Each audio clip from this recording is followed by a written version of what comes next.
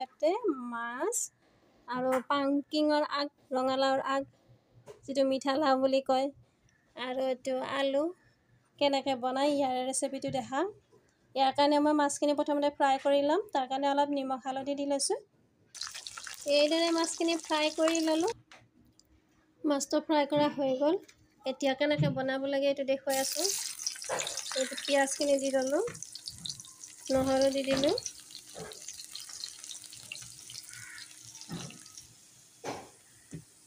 এতিয়া হালধি, নিমখ, জিৰা পাউডাৰ, ধনিয়া আৰু জলকীয়া এইখিনি দি কেনে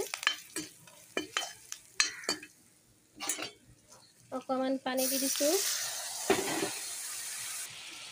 এতিয়া মাছখিনি দি দিলোঁ, অকণমান পানী দি দিছোঁ। এতিয়া কাটি থোৱা ৰঙালাওৰ আগখিনি আৰু আলুখিনি দি দিছোঁ। বেছি লাৰিব নালাগে, এনেকৈ দি অকণমান গেছটো চিমত দি ঢাকনিটো মাৰি দিয়ক।